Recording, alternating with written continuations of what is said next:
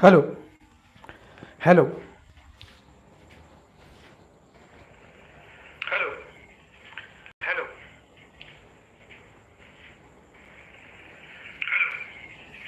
Hello.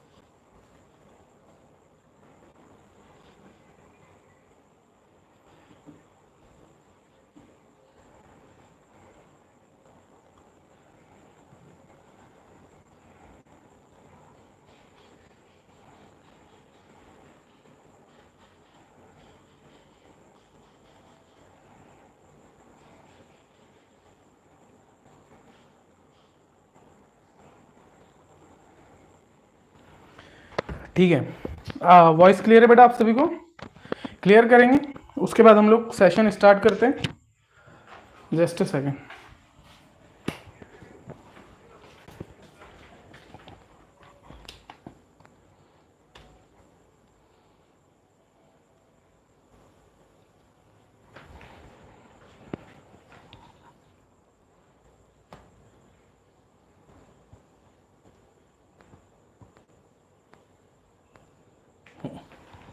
सो आज का session जो है थोड़ा सा इम्पोर्टेंट सेशन है, ठीक है।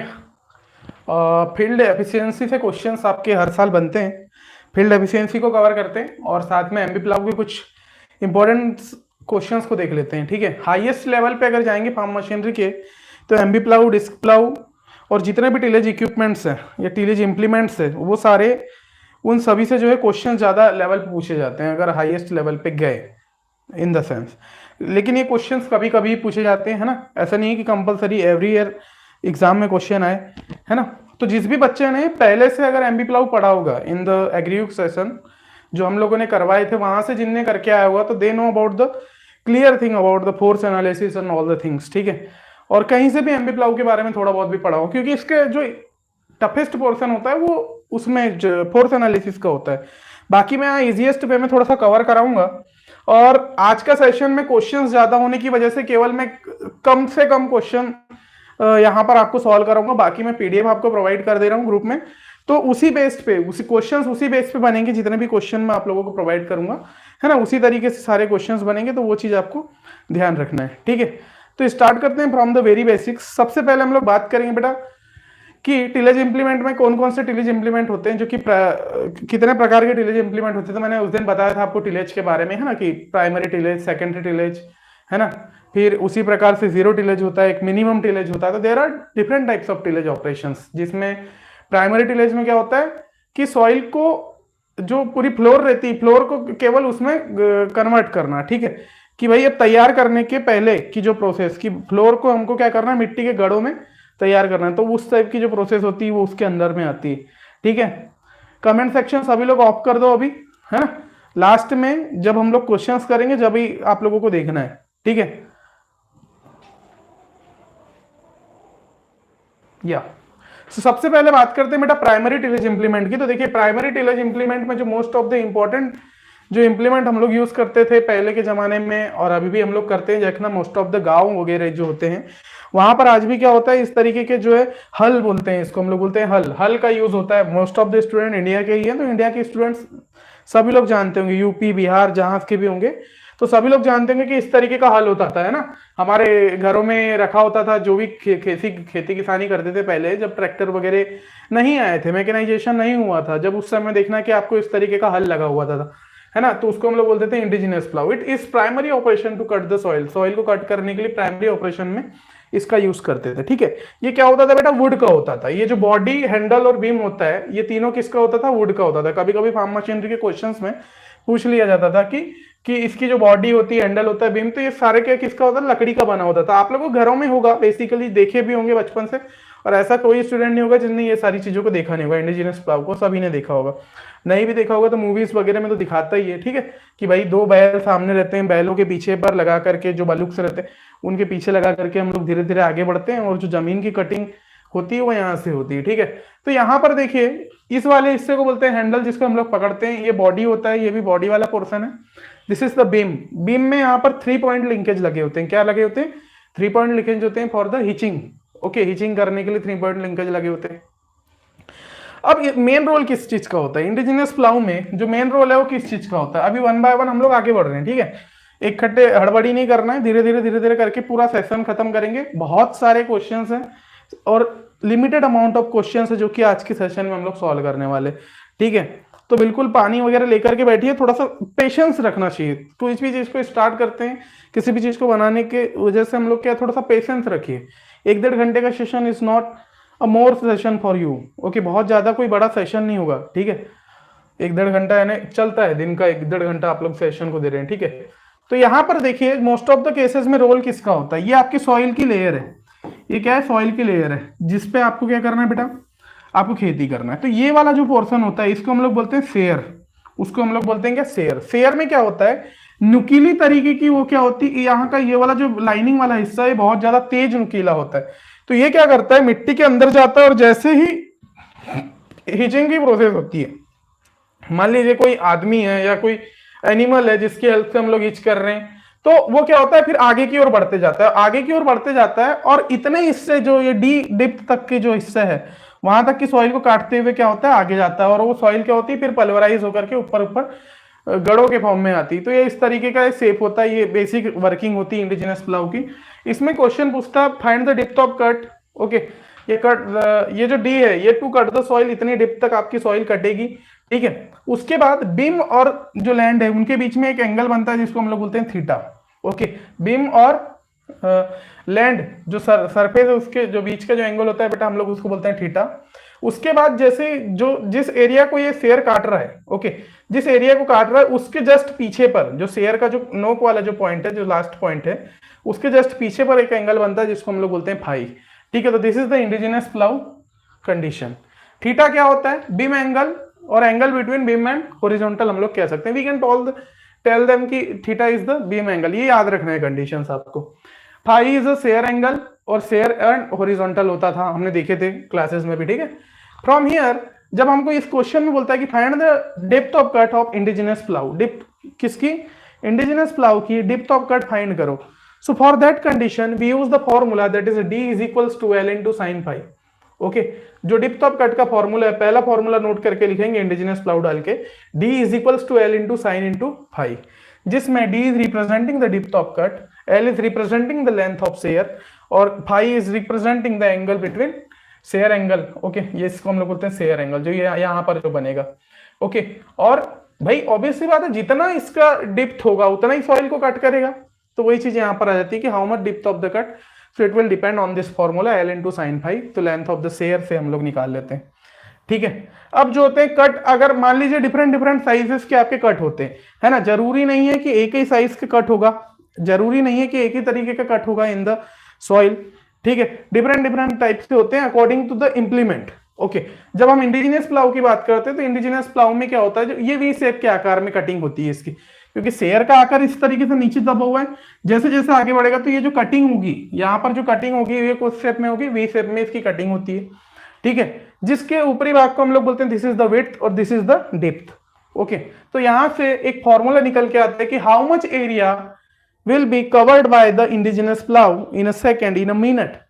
सो उस क्वेश्चन के लिए आपको ये वाला फॉर्मूला से लगाना पड़ता है कि A is equals to 1/2 W into D, okay. भाई ट्राइंगुलर मतलब ये इस तरीके का शेप है, वी शेप में, तो वी शेप में हम लोगों को पता है the formula for the triangle will be 1/2 depth into width, तो ये वाला फॉर्मूला आपको निकलना है सेकंड, इंडिजिनस प्लाव में पूछा जाता है, ठीक है। Now comes into the MB plough. अब हम लोग बात करेंगे किसकी, एमबी प्लाव की, जो हमारा मोस्ट इंपॉर्टेंट है, ठीक है। एमबी प्लाव से जाते जाते जो क्वेश्चंस के मैं बताऊंगा कि किस किस टाइप के क्वेश्चंस आते हैं फ्रॉम हियर, तो वहां से हम लोग पूरा फील्ड एफिशिएंसी कवर करेंगे, ठीक है। फील्ड एफिशिएंसी में मैंने 6 से 7 क्वेश्चन लेके आया, ज्यादा ही है, 9-10 क्वेश्चन है, तो मैं वहां से केवल 4-5 क्वेश्चन आपको करवा दूंगा, बाकी आप लोग को फिर पीडीएफ से करना है, और सेम पैटर्न पे, तो उतना ज्यादा फिर आप लोगों को भी यहाँ मेहनत करने की जरूरत नहीं है, आप लोग थोड़ा सा बाद में पीडीएफ के द्वारा कर सकते हैं, ठीक है। एमबी प्लाव की बात करें तो सबसे पहले भाई ये प्राइमरी टिलेज ऑपरेशन में यूज होने वाला इंप्लीमेंट है, ठीक है। सबसे पहले क्या बात करेंगे, ये प्राइमरी टिलेज ऑपरेशन में यूज होने वाला इंप्लीमेंट है, ठीक है। फर्स्ट टिलेज ऑपरेशन कहते हैं, first opening of the land इसी के थ्रू होती है। अगर हमको ओपनिंग करना है लैंड की, फर्स्ट ओपनिंग मतलब कि आपकी पूरी बंजर जमीन है, या बोला जाए जहां पर खेती करना चाहते हैं और वहां का जो लेवल है पूरा ग्राउंड लेवल है, तो for that condition if you want to do the practice of the agriculture, so in which first opening of the land MB plough के द्वारा ही होता है। Reduce soil strength by the MB plough, rearrange aggregates by the MB plough, store, जो अगर मान ले, हाँ यहाँ पर ये चारों पॉइंट से आपके पीवाईक्यूज आ सकते हैं, इन द क्वेश्चंस आ सकते हैं एक्सपेक्टेड टाइप के, कि भाई कौन से ऑपरेशन में आता है। गेट कुछ भी पूछता है, अनप्रिडिक्टेबल है, ठीक है, तो पूछ सकता है ये चारों में, तो आपको पता होना चाहिए कि एमबी प्लाव क्या होता है, क्या वर्किंग क्या होती है। हाँ, अब किस लैंड में यूज होता है भाई साहब, कि अब हम सभी लैंड में यूज कर सकते हैं क्या, नहीं।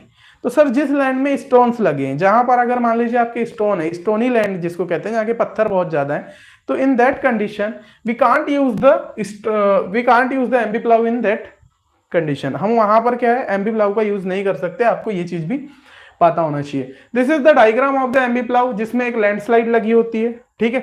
ये आपके जगदीश्वर साय में दिया हुआ है इसका पूरा डायग्राम, ठीक है। इसलिए बोलता हूँ कि जगदीश्वर साय रिवाइज करो, जगदीश्वर साय जो है बेस्ट बुक है for the agriculture engineering. ICR का जितना भी कंटेंट है उसको पूरा तरीके से छान करके जगदीश्वर साय ने अपनी किताबों में लिख दिया, जो चीज आपके लिए इंपॉर्टेंट है।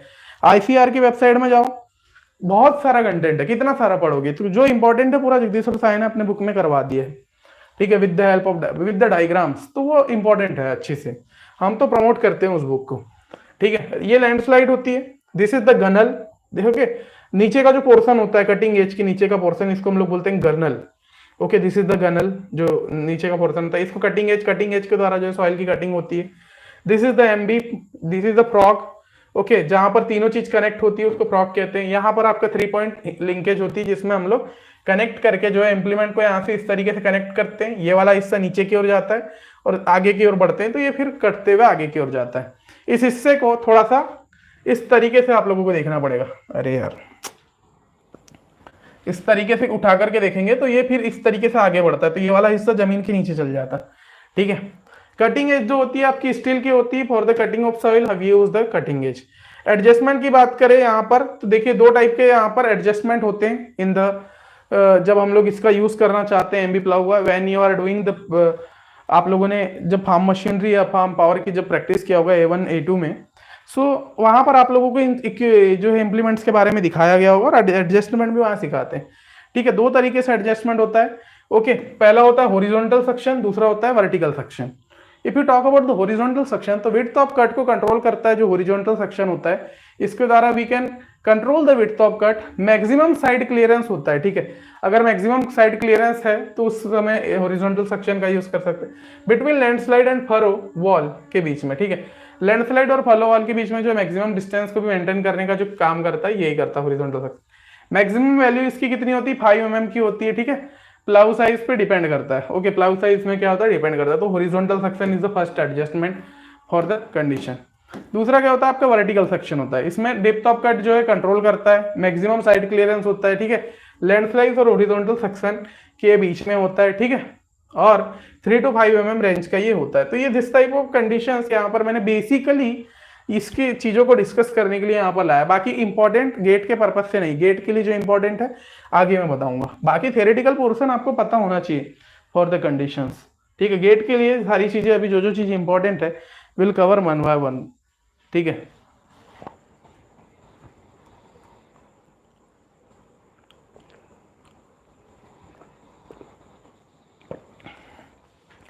This is the MB ploughs force analysis. Basic है, फिर दूसरा है, फिर दूसरा है, 2-3 पार्ट में। यहाँ पर अभी मैं केवल बेसिक चीजें बता रहा हूं, क्योंकि पहला क्वेश्चन आता है आपका find the draft and side draft from the MB plough. Questions में कोई भी टाइप के साइड ड्राफ्ट और ड्राफ्ट से क्वेश्चन आते हैं तो उसके लिए चीजों को क्लियर करना जरूर, ठीक है। ये आपका क्या है, एक इंप्लीमेंट है, मान लेते हैं दिस इज द इंप्लीमेंट, और यहां पर आपके फोर्सेस एक्ट कर रहे हैं। This is the line of pull, this is representing the line of pull, जिसके हेल्प से क्या कर रहे हैं हम लोग, किसी भी यहाँ पर आपका कोई भी ट्रैक्टर होगा या कोई भी चीजें होगी जिसके हेल्प से हम लोग क्या कर रहे हैं, इंप्लीमेंट को खींचने का काम कर रहे हैं, ठीक है। लाइन ऑफ पुल के नीचे पर आपका थीटा एंगल के बाद में यहाँ पर एक एंगल बनता है जिसको हम लोग बोलते हैं पुल का horizontal component. This is a P cos theta, okay. जो हॉरिजॉन्टल कंपोनेंट बनता है किसका, पुल का, that is a P cos theta, ठीक है, sorry P cos theta into cos phi, ये यहां पर बनता है, ठीक है। और इसका जो वर्टिकल बनता है that is a P sine theta. हाँ, तो ये पुल के ही 2 कंपोनेंट होते हैं, एक पी कॉस साइन थीटा और पी कॉस थीटा, ठीक है। फिर अगेन जो होता है पी कॉस थीटा का, P cos theta into cos phi और P theta into sine phi. तो ये भैया फोर्स एनालिसिस है, इसके लिए हम लोगों ने एग्रीव क्लासेस के जो कोर्सेज बने हैं गेट एजी के, उसमें हमने डीप में इसको डिस्कस किया। आधा से 1 घंटे का लेक्चर हो जाएगा फोर्स एनालिसिस अगर हम यहाँ पर कवर करवाने बैठे। तो इंपॉर्टेंट चीजें क्या है सर, जो इंपॉर्टेंट चीजें क्या है जो जल्दी हो जाए, तो उसके लिए फिर हमने डायरेक्टली फॉर्मूला लिखा है। In this condition the A B is representing the line of direction of travel. In this condition the A B is representing the direction of travel, ठीक है। Theta is representing, this angle is representing the line to pull and horizontal surface के बीच का angle होता है। Phi is angle between line of pull and vertical plane, ठीक है। तो यहां से जो जो चीज इंपॉर्टेंट है केवल वो याद करते हुए आगे बढ़िए, क्योंकि इसके लिए अभी आधा से 1 घंटा मेरे को पूरा देना पड़ेगा 1 by 1 सारी चीजों को क्लियर करवा के, तो वो आप वहां से रिवाइज कर लीजिए, ठीक है। तो सबसे पहले हम लोग बात करते हैं किसकी, ड्राफ्ट की। अब यहाँ से इंपॉर्टेंट पोर्शन आपका चालू हो जाता है इन होल लेक्चर। अब जितनी भी चीजें हम लोग कवर करेंगे this all are the important, ठीक है। अब जितनी भी चीजें यहाँ से डिस्कस होगी all the GATE point of view से डिस्कस हो रही है, अब सारी चीजें इंपॉर्टेंट है। सबसे पहले बोलता है कि find the draft in the question, कि भाई अगर क्वेश्चन दिया हुआ है और इसके मैंने 6 से 7 क्वेश्चन करवाया है, तो अभी ये फॉर्मूला जो मैं नोट करने बोल रहा हूँ उसको नोट करते जाइए। सबसे पहले बोलेगा कि find the draft in the question when theta value is given, phi value is given and P value is given. So from there you can put all the values and find the draft. Okay, तो draft क्या होता है, P into cos theta into cos phi. Pull का horizontal component बोलते हैं, horizontal component of the pull to direction of travel is called draft. Okay, draft का formula याद रखिए, ये तो आपके लोगों को सेमेस्टर में पढ़ाया गया होगा। तो P into cos theta into cos phi, ये क्या होता है, first formula for the draft. दूसरा पूछता है आपको क्वेश्चन में कि find the side draft. Okay, in the question examiner will ask कि find the side draft. So for calculating the side draft, we use this formula for calculating the side draft in a question. V is equals to P into sin theta into cos phi. This is the important formula for finding the side draft in vertical. Sorry, P into cos theta into sin phi. ये वाला formula है, ये मैंने vertical component का formula बता दिया सबको।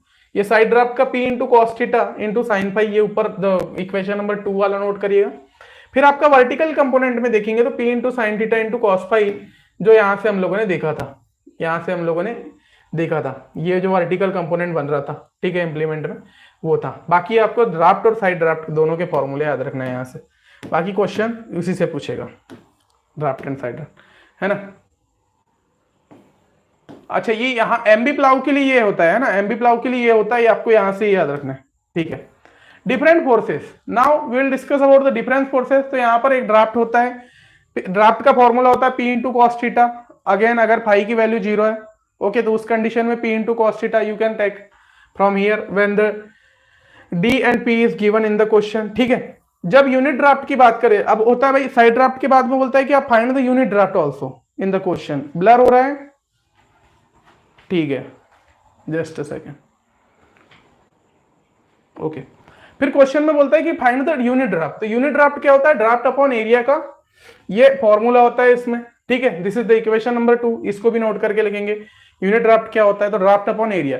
अब we can calculate the draft also from here. अगर क्वेश्चन में अगर मेरे को ये कंडीशन नहीं दी है भाई साहब in the question, if this condition is not given in the question कि d is equals to p into cos theta वाली कंडीशन मेरे को नहीं दी कि भाई मेरे पास p भी नहीं दिया है, थीटा की वैल्यू भी नहीं दी है, तो we can't calculate the draft, okay. तो we can't calculate the draft from here.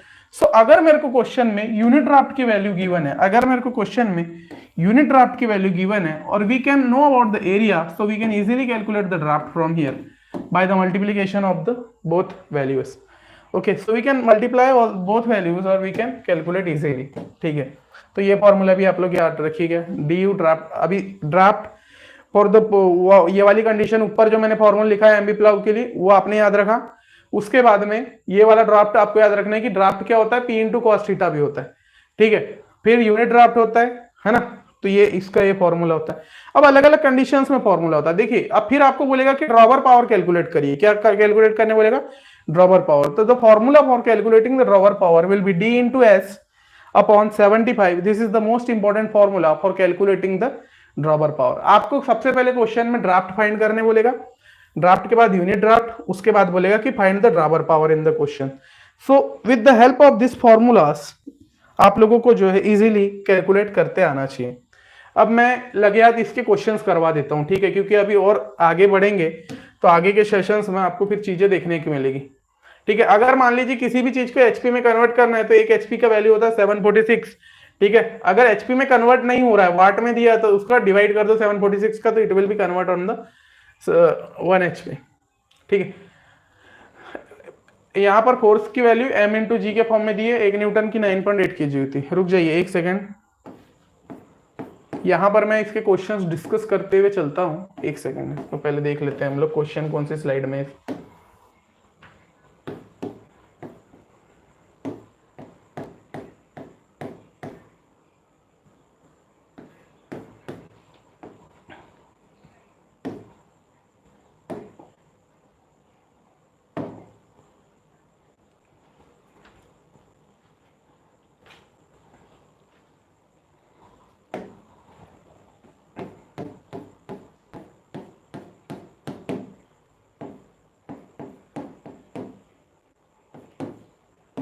या सबसे पहले अभी हमने देखा बेटा ड्राफ्ट के बारे में, साइड ड्राफ्ट के बारे में, है ना, और बहुत सारी चीजों के बारे में हमने डिस्कस किया इन फॉर्मूलास। तो यहां पर हम सबसे पहले उसके तो 2-4 क्वेश्चन डिस्कस कर लेते हैं, उसके बाद फिर हम लोग आगे बढ़ेंगे। देखिए, in the question the line of pull of an implement is 15 degree above the horizontal and in a vertical plane which at an angle of 10 degree with the direction of travel, ठीक है। Horizontal की बात कर दिया, मतलब ये theta दिया हुआ है, this is given is the phi, theta और फाई की वैल्यू दी हुई है, और आपको बोला है कैलकुलेट करने क्या, calculate the draft and side draft forces for a pull of 10 kilo newton. जब आपका पुल 10 किलो न्यूटन है, उस कंडीशन में आपको क्या फाइंड करने बोला है, पुल आपका क्या है 10 किलो न्यूटन गिवन है, ठीक है, पी की वैल्यू गिवन है, और उस कंडीशन में आपको बोला कि ड्राफ्ट फाइंड करो और साइड ड्राफ्ट फाइंड करो। ड्राफ्ट का फॉर्मूला मैंने अभी बताया था, साइड ड्राफ्ट का फॉर्मूला भी मैंने अभी बताया। तो आप लोग साइड ड्राफ्ट और ड्राफ्ट का फॉर्मूला जो आपने नोट किया है उसके अकॉर्डिंग यहां पर वैल्यूज को पुट करोगे। तो we will going with the condition first, what of the drawbar power would be required at a 5 kilogram per hour, okay. और जो ड्रॉवर पावर का फॉर्मूला क्या होता है उसके according we have to calculate in a 5 kilogram per hour की condition में हमको कैलकुलेट करना है, ठीक है। गेट 1989 का क्वेश्चन है, तो देखिए आप लोगों की एग्जाम उस समय भी होती थी, तो अच्छी बात है, ठीक है। So from here will take this diagram to solve the question, ठीक है। यहाँ पर 15 डिग्री थीटा की वैल्यू और वर्टिकली के साथ जो बन रहा है 10 degree is the value of the phi. So we know about the formula for calculating the draft. तो ड्राफ्ट का फॉर्मूला क्या होता है, draft is equals to P into cos theta into cos phi, ठीक है। तो थीटा की value मैं कितनी रख दूंगा भाई साहब, पी की वैल्यू सबसे पहले मैं 10 ले लूंगा क्योंकि मेरे को क्वेश्चन में बोला है कि तू 10 रख, ठीक है। थीटा की वैल्यू मैं क्या रख लूंगा 15, फाई की वैल्यू मैं रखूंगा 10 डिग्री, ठीक है। So if you calculate from the calfy, so you will get T D is equals to 9.5125 kilo newton from the calfy, है ना। आंसर आप लोग लेंगे। तो डी की आपकी ड्राफ्ट की वैल्यू कितनी है, 9.5125 किलो न्यूटन फ्रॉम हियर, ठीक है। तो on the basis of the formula, केवल फॉर्मूला बेस्ड होते हैं, ठीक है। फिर आपको क्वेश्चन में पूछा कि भाई साहब साइड ड्राफ्ट भी बताइए मुझको, ओके। क्वेश्चन बोलता है कि मेरे को साइड ड्राफ्ट भी बताइए कैलकुलेट करके। सो साइड ड्राफ्ट का फॉर्मूला क्या होता है, P into cos theta into sine phi, we know about the formula. So we can easily calculate the side draft from here, 10 into cos 15 into sine 10, मैंने value रख दिया theta की और phi की। So after calculating all the terms, we have calculated the value of S will be 1.677312 kilo Newton. This is the side draft। क्या अभी confuse नहीं होना है, ठीक है, क्योंकि अभी हम लोग ड्राफ्ट डावर पावर निकालेंगे। तो ये आपकी फर्स्ट कंडीशन यहाँ पर मैंने फुलफिल कर दिया कि पहली कंडीशन में बोला था कि आपको ड्राफ्ट और साइड ड्राफ्ट कैलकुलेट करना है और फॉर दैट कंडीशन डी की वैल्यू गिवन है और आपको ये एस डी की वैल्यू गिवन है और डी की वैल्यू आपकी गिवन होगी। तो दोनों आपने यहाँ से निकाल लिया, ठीक है। अब आपको सेकंड कंडीशन में क्वेश्चन क्या बोलता है कि भाई साहब आपने ड्राफ्ट एंड साइड ड्राफ्ट तो मेरे को कैलकुलेट करके बता दिया, अब बताओ कि ड्रॉबर पावर की रिक्वायरमेंट कितनी होगी अगर हम 5 किलोग्राम 5 kg पर आर की वो मतलब हाँ स्पीड दे, ये मास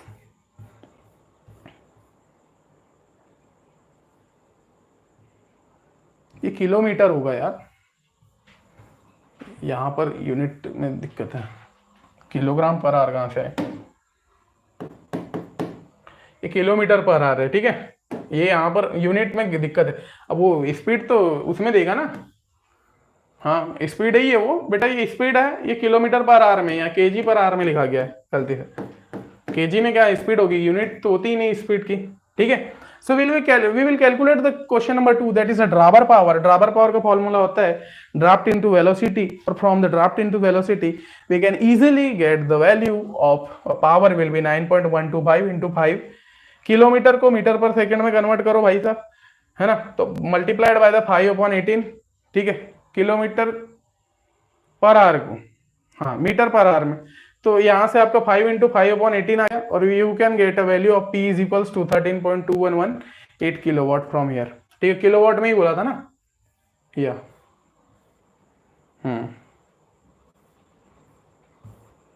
तो इस तरीके के क्वेश्चन होते हैं ड्रॉबर पावर की, आपको पता होना चाहिए। एक दो क्वेश्चन और सॉल्व करोगे तो हो जाएगा।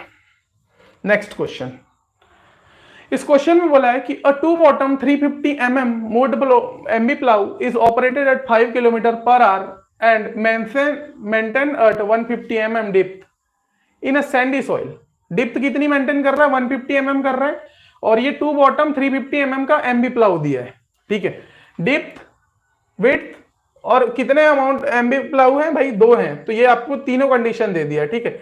डेप्थ, विड्थ और and number of the plough in the MB, ठीक है। The specific drop of the plough is 4 into 10 की power -2 newton per mm square. Calculate the drawbar power requirement in kilowatt. The area covered in the hectares per are in the field efficiency 75%। Field efficiency मैंने cover नहीं करवाया है अभी, तो field efficiency जब cover कराऊंगा तो सेकंड वाली कंडीशन में आना। अभी केवल हम लोग ड्रॉवर पावर कैलकुलेट करते हैं, लेकिन इसमें बता देंगे फील्ड एफिशिएंसी के लिए, तो हो सकता है थोड़ा बहुत कंफ्यूजन हुआ आप लोगों को अगर आप लोगों ने बिल्कुल नहीं पढ़ा है, तो बाकी पढ़ा होगा so you can calculate. So we know about the formula for the calculating of the dropper power, draft into velocity. Okay, तो भाई मेरे को ड्राफ्ट गिवन है क्या इन द क्वेश्चन, ड्राफ्ट गिवन है क्या, नहीं सर ड्राफ्ट तो आपको गिवन ही नहीं है, लेकिन मेरे को स्पेसिफिक ड्राफ्ट गिवन है in the question. In the question we have given the value of the specific draft, or from the specific draft we know about the value that is a what draft हम लोग कैसे calculate कर सकते हैं, draft will be calculated from when the unit draft is given in the question, okay. और area उसके help से हम लोग कैलकुलेट कर सकते थे, करके मैंने बताया था, है ना। क्योंकि ड्राफ्ट अपॉन एरिया उसका फॉर्मूला होता था, and you will calculate the draft, तो यूनिट ड्राफ्ट का मल्टीप्लाई करेंगे किसके साथ, कि how much area will be covered by the MB plough, दोनों के साथ मल्टीप्लीकेशन करके we can calculate the draft, और ड्राफ्ट कैलकुलेट करके we can put in this formula कि ड्रॉबर पावर जब हम कैलकुलेट करेंगे तो ड्राफ्ट का मल्टीप्लीकेशन किसके साथ कर देंगे, वेलोसिटी के साथ। Velocity is given in the question kilometre per hour में, so we can easily calculate the draft in a kilowatt from the last. Okay, तो ड्रॉबर पावर का डी इंटू वी होता है। ड्राफ्ट कैसे निकालोगे भाई, तो डी यू इंटू ए कर दो। एरिया कितना कवर कर रहा है, 350 mm विड्थ थी, 150 mm डिप्थ है, 2 MB लगे हैं, तो तीनों का आपस में मल्टीप्लीकेशन हो जाएगा, this will be the complete area for the MB plough. ठीक है, तीनों का आपस में मल्टीप्लाई हो जाएगा, तो this will be the complete formula for calculating the MB ploughs. ठीक है, now D U is given in the question, that is 4 into 10 की power -2। So from here we can calculate draft will be 4200 newton. Draft की value आ गई आपकी कितनी, 4200 newton. From again we will getting a DB. Okay, so drawbar power will be what, 4200 into 5, यहां से आपका ये वैल्यू आ गया ड्राफ्ट का। ओके, 5 वेलोसिटी गिवन है, 5 इट अपॉन 18 से उसको कन्वर्ट कर दूंगा। ड्रॉबर पावर मैं क्या ले लूंगा, 5833.33 वॉट में, वॉट को किलोवाट में कन्वर्ट कर दो तो 58.33 आएगा, या 5 नहीं 5.833 मल्टीप्लाई हो जाएगा ना, तो ये किलोवाट में हो जाएगा कन्वर्ट, तो डीबी विल बी 5.833 वॉट में। ठीक है, so from here you can easily get the value of drawbar power. अब देखिए दूसरा कंडीशन बोल रहा था कि भाई साहब एरिया कवर निकालो, कि how much area is covered by the MB, तो इसका ये फॉर्मूला होता है from the field efficiency W into S upon 10 into, यहां पर क्वेश्चन में एक चीज और भी बोली गई थी आपको, क्वेश्चन में आपको और भी बोली गई थी कि the area covered in hectare per hour if field efficiency 70%, 75%। Area cover निकालना है जब आपकी फील्ड एफिशिएंसी कितनी हो, 75% हो। So for that condition we use this formula. Okay, तो ये एक्चुअली होता क्या है, ये फील्ड एफिशिएंसी का ही फॉर्मूला है, फील्ड एफिशिएंसी के फॉर्मूले को जो है कन्वर्ट करके लिखा गया है। ठीक है, अभी हम फील्ड एफिशिएंसी पढ़ेंगे तो वहां पर आपको एक क्रिस्टल एंड क्लियर हो जाएगा। ठीक है, तो just a second, take only area is equal to W into S upon 10, 0.75 से मल्टीप्लाई कर दो। एरिया का वैल्यू आ जाएगा, W गिवन है 2, 0.350 विड्थ है ना, 2 इंटू 0.35, ये आपका W आ गया कंप्लीट, कि विड्थ कितनी थी, तो भाई 2 MB प्लाउ लगे हैं, उसमें 0.35 की ये क्या है इसकी 350 mm थी ना, तो ये 0 मीटर में कन्वर्ट हो जाएगा, तो from here and multiplied by the S is a velocity from the 5। Okay, S यहाँ पर 5 किलोमीटर पर आवर में दी, तो इसको जैसे कि वैसे रखो, इंटू मल्टीप्लाई कर दो 0.75 का अपॉन 10, इस एस की वैल्यू होती है वेलोसिटी। ठीक है, तो एरिया आपका कितना आ गया, 0.265 हेक्टेयर पर आवर की हेल्प से we can calculate the area from here. ठीक है, तो अभी आप फील्ड एफिशिएंसी कवर करेंगे in the lecture, then you will get a proper knowledge of the field efficiency. Okay, पूरी फील्ड एफिशिएंसी कंप्लीट करा देंगे आपको। यहां से जाने के बाद केवल एग्जाम के एक दिन पहले रिवाइज करना है, बाकी उसको रिवाइज करने की कोई जरूरत नहीं, जो भी PDF में भेजूंगा यहीं पर मैं सारी चीजों को क्लियर करवा दूंगा। नेक्स्ट क्वेश्चन की तरफ आगे बढ़ते हैं, इस क्वेश्चन को आप लोग सॉल्व करिए, उसके बाद जो है मैं आगे इसके बताऊंगा। ये जो फर्स्ट क्वेश्चन था सेम टू सेम वही क्वेश्चन है, इसका आंसर मुझे जल्दी से बताइए, उसके बाद मैं इसको फिर आपको नेक्स्ट क्वेश्चन की तरफ आगे की ओर बढ़ाता हूं। तो I will take a 1 minute rest now, आप लोग इस क्वेश्चन को सॉल्व करके मुझे इसका आंसर दीजिए।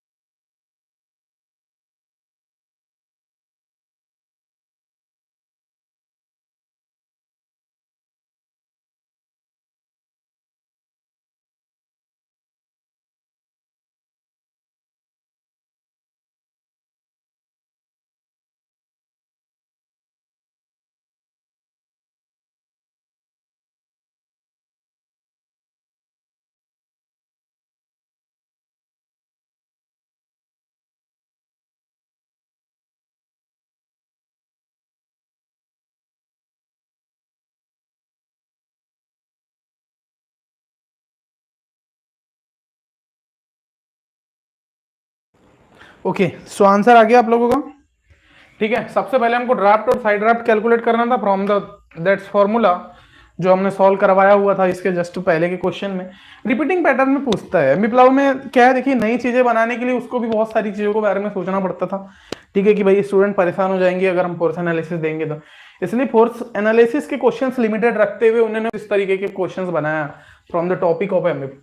ठीक है, तो देखिए इसमें क्या बोला है कि लाइन ऑफ पुल दिया है that is theta will be 20 degree of the horizontal. यही सेम पैटर्न पे आएगा क्वेश्चन अगर एग्जाम में इससे आएगा तो सेम पैटर्न में जो लैंग्वेज होगी सेम होगी, बस भाई वैल्यू वहां पर चेंज हो सकती है, वैल्यू चेंज हो सकती है। ठीक है, the line of pull of an implement is 20 degree above the horizontal in a vertical plane which is at angle of 10 degree, मतलब फाई की वैल्यू गिवन है डायरेक्शन ऑफ ट्रेवल के अगेंस्ट, है ना, with the direction of travel. Sorry, आपको draft and side draft calculate करना था। दूसरी कंडीशन में आपको 5 किलोमीटर पर आवर की कंडीशन में, किलोग्राम ही लिखा हुआ है ना, किलोमीटर है, इसके पर आर की स्पीड से आपको जो है फिर कैलकुलेट करना है कि ड्राइवर पावर। तो सेम क्वेश्चन है भाई साहब, बस वहां 10 की जगह हम लोग को क्या लेना था, 9। ठीक है, so this is the solution. आप लोगों को सॉल्व करते बना होगा। डी की वैल्यू 8.328749 आई होगी ड्राफ्ट की वैल्यू। ठीक है, side draft will B calculating after putting all the values, you will get a 1.468532 from the side draft. Now again if we getting the value of the draft and side draft, तो we will put the value here, कहाँ, यहाँ पर put कर देंगे और dB will be this 11.5672 kilowatt. Okay, इस तरीके से कन्वर्जन होता है। तो ये सेम टू सेम क्वेश्चन है, ये सारी क्वेश्चन हुआ करते थे, इसी तरीके के जो है क्वेश्चन इसमें पूछा जाते हैं।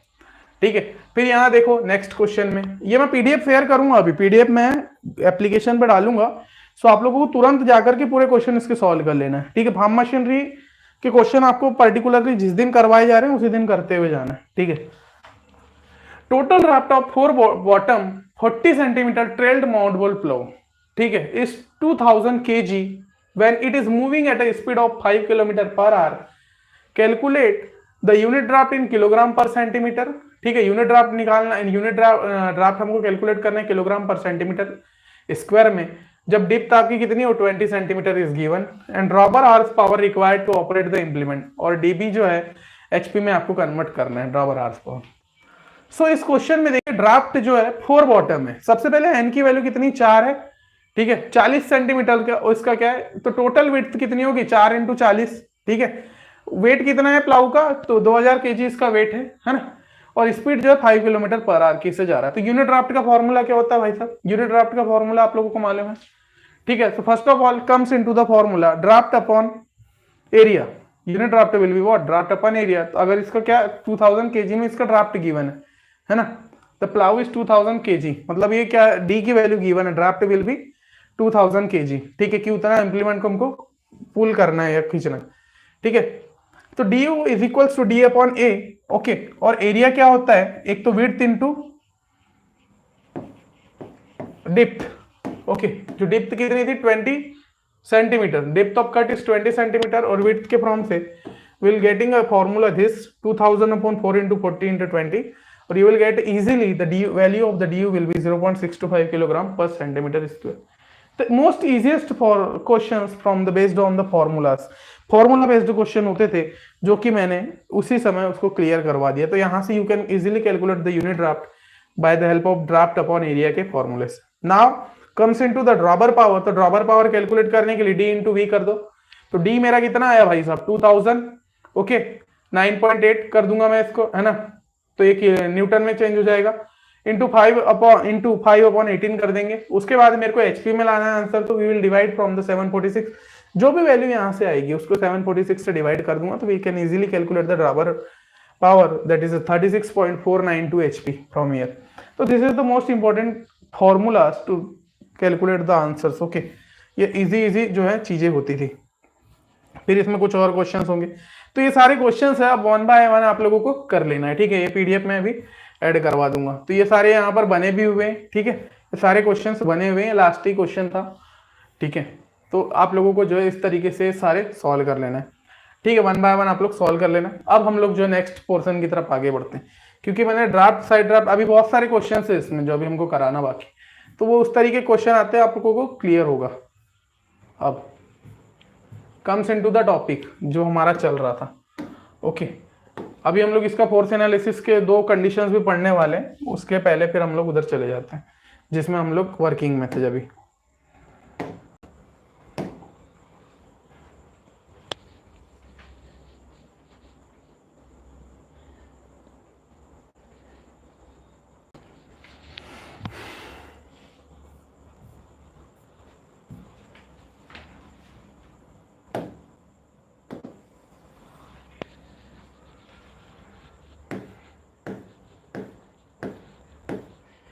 Okay, now we talk about the different types of MB plough. कितने टाइप के एमबी प्लाऊ होते हैं? तो आपके जनरल पर्पस होता है, एक सोड ब्रेकर टाइप होता है, ठीक है, एक साल्ट बॉटम होता है, सोल्ट बॉटम बोलते हैं इसको, स्टेबल टाइप के, चार टाइप के आपके एमबी प्लाऊ होते हैं, है ना। डिफरेंट डिफरेंट इनकी जो है जो कंडीशंस होती है, ये वाइड रेंज एप्लीकेशन होता है कि जनरल अगर पर्पस की बात करें, अगर नॉर्मली आपको यूज करना है ऑन द फील्ड तो you can use only the general purpose, ठीक है। सोड ब्रेकर टाइप के जो है ये लॉन्ग एमबी प्लाऊ होते हैं जो कि स्पायरल टाइप के होते हैं, ठीक है। ये इन्वर्ट करते हैं फरों को, मतलब कि उबड़ खाबड़ करके जो सॉइल के जो स्पीसेस होते हैं उसको पूरा इन्वर्ट कर देते हैं। सॉल्ट बॉटम एमबी प्लाऊ, ये एमबी कट्स स्लॉट्स के फॉर्म में कट करते हैं, स्टिकी सॉइल के अंदर में होते हैं ना। स्टबल टाइप की बात करते हैं, शॉर्ट एमबी प्लाऊ होते हैं जो कि ब्रॉड लेवल पे जो है कटिंग का काम करते हैं। ये टॉप कर्वेचर, ये सारी चीजें अब आपको थ्योरेटिकल पोर्शन वहां से कवर करते जाना है। अब बात करेंगे बेटा एमबी प्लाऊ के न्यूमेरिकल्स की। सर किस किस टाइप से न्यूमेरिकल्स पूछे जाते हैं in MB plough? This is the most important thing कि आपको कम से कम इसका तो नॉलेज हो कि आपको किस किस टाइप के एमबी प्लाऊ के क्वेश्चन अगर एग्जाम में देने जा रहे हो तो आपको पता होना चाहिए कि सर इस टॉपिक से आपको इतने क्वेश्चन पूछे जाते हैं। दिस इज द पढ़ाई, अगर आप लोग पढ़ाई कर रहे हो सीरियसली तो आप लोगों को पता होना चाहिए कि जिस भी टॉपिक को आप पढ़ रहे हो सो उसमें से कितने क्वेश्चंस पूछे जाते हैं और किस लेवल के क्वेश्चंस होते हैं, कौन से पार्ट से क्वेश्चन पूछे जाएंगे। This is the important thing वहां से, ठीक है। तो सबसे पहले फील्ड एफिशिएंसी से क्वेश्चन आता है, ठीक है। जो एमबी प्लाऊ का क्वेश्चन होगा उसकी field efficiency, calculate the MB ploughs field efficiency. लेकिन यहाँ पर मैंने पूरा फील्ड एफिशिएंसी का चैप्टर ही कवर करवा दिया। अब किसी भी टाइप की इंप्लीमेंट की बात करेगा तो you can calculate the field efficiency for the all, है ना। मैंने क्योंकि पूरा चैप्टर ही लेकर के आ गया यहाँ पर एमबी इसका। तो फील्ड एफिशिएंसी से क्वेश्चन आता है। फिर ड्राफ्ट, स्पेसिफिक ड्राफ्ट, जो मैंने अभी सारे क्वेश्चंस करवाए वो जितने भी क्वेश्चन थे वो ड्राफ्ट और स्पेसिफिक ड्राफ्ट के थे जो एमबी प्लाऊ से पूछे जाते थे, तो वो भी हमने देख लिया। तीसरे क्वेश्चंस होते हैं बेटा फोर्स एनालिसिस के और चौथे होते हैं कॉस्ट एनालिसिस के। अभी हम लोग फोर्स एनालिसिस देखेंगे लेकिन मैं इसके क्वेश्चंस आप लोगों को सॉल्व नहीं कराऊंगा, क्योंकि क्या है अगर आप लोग फोर्स एनालिसिस में फंसोगे तो एग्जाम में फिर आपको थोड़ी सी दिक्कत भी होगी। बाकी जो है चीजें बस याद रख लेना है, क्योंकि मैंने लेकर के आया फॉर्मूला लेकर के चीजों का कि फ्रॉम डायरेक्टली अगर आप लोग चाहते हैं तो आप लोग सॉल्व कर सकते हैं फ्रॉम डायरेक्टली द फॉर्मूला, ठीक है। कंसेप्ट यहाँ पर अभी कवर करना मुश्किल है कि फोर्स एनालिसिस एमबी प्लाऊ के लिए आपको कम से कम एक लेक्चर पूरा देना पड़ता है। जब हम लोग एमबी प्लाऊ का फोर्स एनालिसिस कराते हैं फ्रॉम द क्लासेस तो स्पेशल लेक्चर होते हैं उसके फोर्स एनालिसिस की, उसमें डिफरेंट टाइप के फोर्सेस को पूरा तोड़ करके चीजों को करवाना पड़ता है, ठीक है। तो ड्राफ्ट के क्वेश्चन स्पेसिफिक ड्राफ्ट के बन जाएंगे, फील्ड एफिशिएंसी के अभी हम लोग पढ़ेंगे तो उसके बाद आपको चीजें भी यहाँ से क्लियर हो जाएगी। फोर्स एनालिसिस में आपके दो टाइप के क्वेश्चन होते हैं, एक आता है from the change of pull और दूसरा आता है weight analysis and reaction forces से, ठीक है। अभी रिएक्शन फोर्सेस एक्ट करते हैं, इसमें कोई QH होता है, RH होता है, PX होता है ना। तो ये डिफरेंट टाइप के। फिर यहाँ पर चेंज इन पुल से क्वेश्चन आता है कि PX अगर इतना है तो find the value of PH। वो सारे क्वेश्चन इसके अंदर में आते हैं फोर्स एनालिसिस के।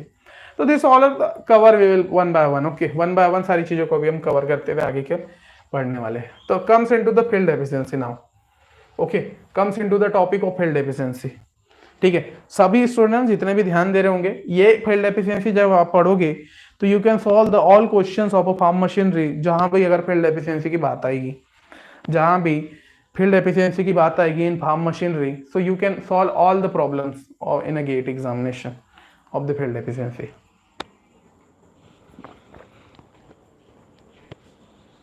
So first of all, we comes into the final formula. Then we discuss all the things, ठीक है। तो इसका फील्ड एफिशिएंसी का जो फॉर्मूला फाइनल होता है उसको सबसे पहले मैं बता देता हूँ, उसके बाद फिर हम लोग वन बाय वन चीजों को डिस्कस करें।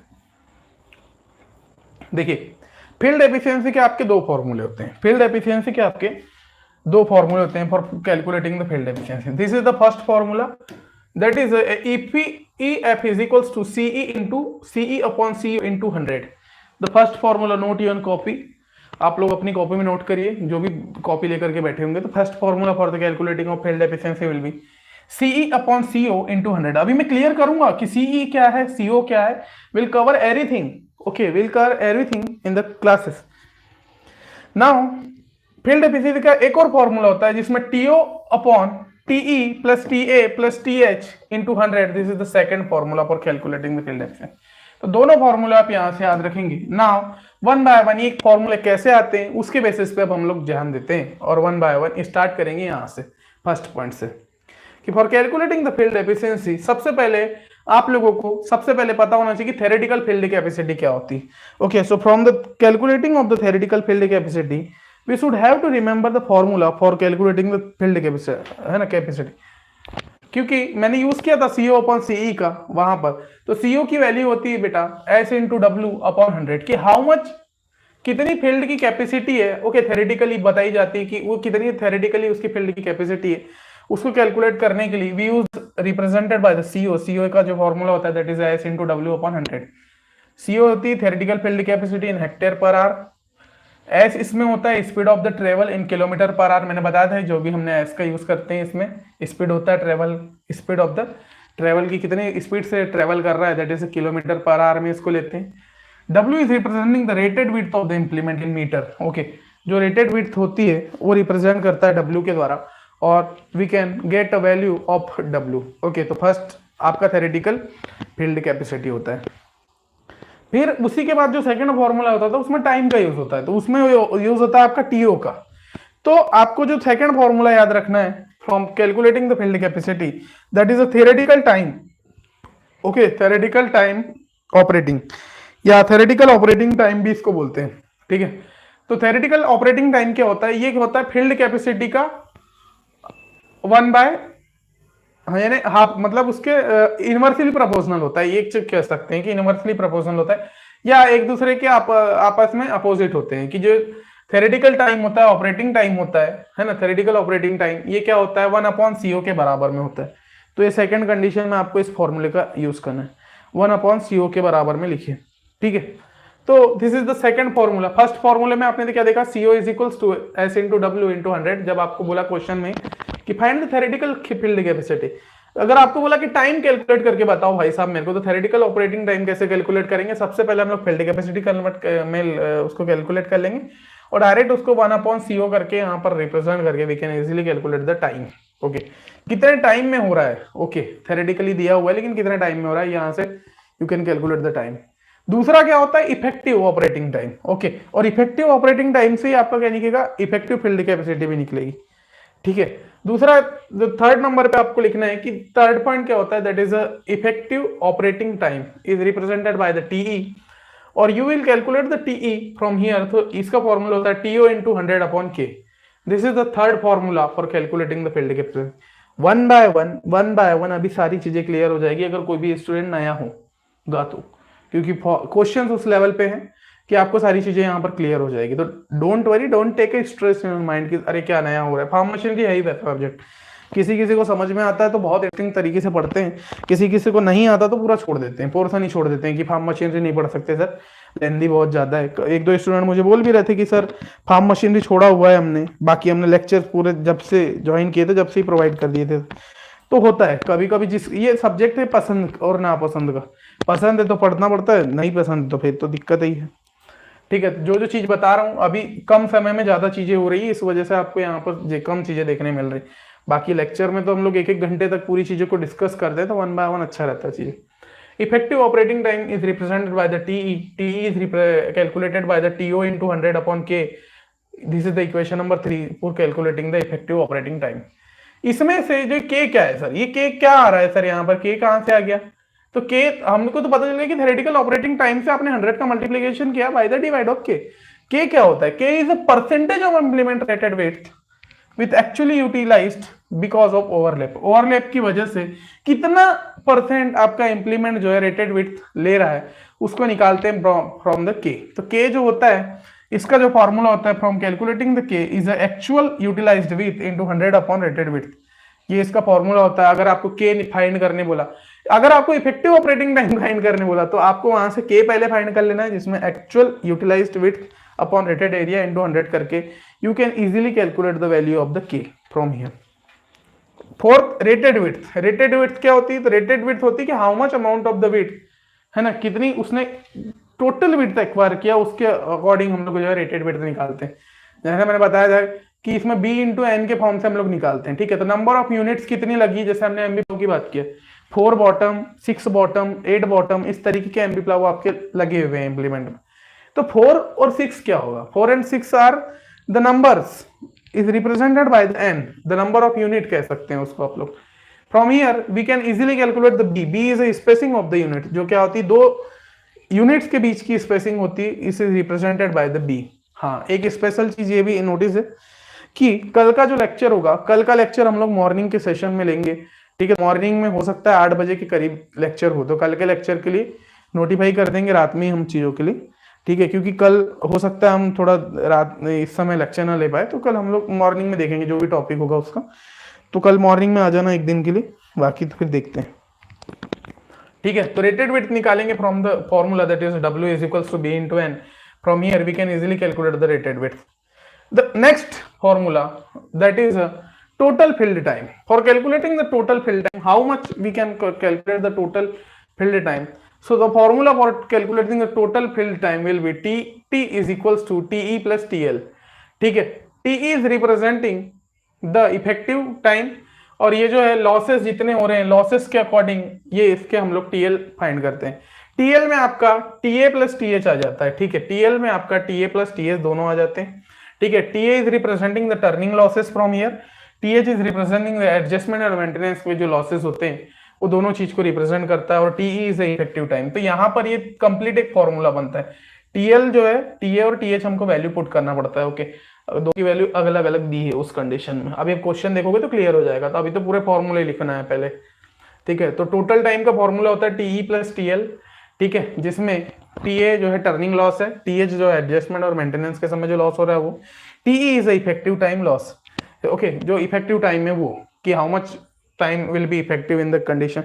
अगर दोनों भाई आपके बिल्कुल लॉसेस नहीं हो रहा है in the question, there will be no losses is given in the question, तो उस कंडीशन के लिए आपको एक चीज याद रखना है, उस कंडीशन के लिए आपको एक चीज याद रखना है कि for that condition TT is equals to the TE, okay. उस कंडीशन के लिए जो TT होता है वो TE के बराबर होता है। आपको यहां से टोटल फिल टाइम से आपको ये चीजों को याद रखना है। नेक्स्ट फॉर्मूला नोट करिए इफेक्टिव फील्ड कैपेसिटी का, तो it is represented by the CE, है ना। इफेक्टिव फील्ड कैपेसिटी हम लोग इस तरीके से फाइंड करते हैं। तो इफेक्टिव फील्ड कैपेसिटी जो है, अब डायरेक्टली हम लोग फॉर्मूले के इससे फाइंड करेंगे। We know about the TT is equals to TE plus TL now total time, okay. तो TT will be TE plus TA plus TH। लेकिन अब यहां से अगर हमको किसी ने बोला कि find the effective field capacity, जो कि सर क्वेश्चन में यूज होने वाला है, जो कि क्वेश्चन में यूज होने वाला है, ठीक है। So will get a formula that is CE is equals to 1 upon TT। जो इफेक्टिव फील्ड कैपेसिटी होता है 1 अपॉन टोटल टाइम के जो है अपोजिट में होता है, तो 1 अपॉन TT इसका वैल्यू आ जाएगा, ठीक है। 1 अपॉन TT इसका वैल्यू आ जाएगा, ओके।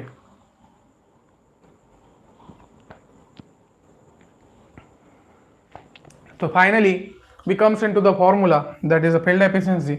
तो यहां से अब आपको 1 बाय 1 चीजें पता चल गई होगी, है ना, कि कौन सी चीज क्या होती है, और उसके अगेंस्ट अब हम लोग जो क्वेश्चंस करेंगे, और we can find all the terms 1 by 1 from here, ठीक है। तो इफेक्टिव फील्ड जो होती है CE अपॉन CO इंटू 100 के फॉर्म में होती है effective field capacity. TE plus TA plus TH। जब आपको all the values are clear here, कि जो जो चीजें हम लोग यहाँ पर रखते हैं, CE की वैल्यू 1 अपॉन TT के फॉर्म में रखोगे, तो CE का वैल्यू हमने 1 अपॉन TT, जो CE था इसकी वैल्यू मैंने 1 अपॉन TT रखा, तो 1 अपॉन TT नीचे पर आ जाएगा। CO का वैल्यू 1 अपॉन TO होता है, तो TO क्या हो जाएगा, ऊपर चल जाएगा। तो from here TO upon TE plus TA plus TH you can get values here, और you can directly get the knowledge about the formulas। तो ये दोनों फॉर्मूले याद रखे, कैसा आता है ये याद रखना पड़ेगा। अब हम लोग जो है इसके PYQs करेंगे 1 बाय 1, ठीक है। Now comes into the PYQs, और देखते हैं 1 बाय 1 चीज़ों को, ठीक है। 1 बाय 1 चीज़ों को देखेंगे। स्टूडेंट्स कहाँ चले गए भाई साहब? तो फार्म मशीनरी है ही वैसा सब्जेक्ट कि आप लोगों को थोड़ा सा इंटरेस्ट कम आएगा, क्योंकि डीप में जाना पड़ेगा भाई सब चीज़ों के, ठीक है। डीप में जाना पड़ेगा, तो इस वजह से अब हम लोग 1 बाय 1 क्वेश्चन देखते हैं, और इसके पहले 1 मिनट का फिर हम बीच में और एक रेस्ट लेते हैं, उसके बाद फिर को सारे क्वेश्चन डिस्कस करेंगे, उसके बाद जो है आगे की ओर फिर चीज़ों को करेंगे, ठीक है। वेट।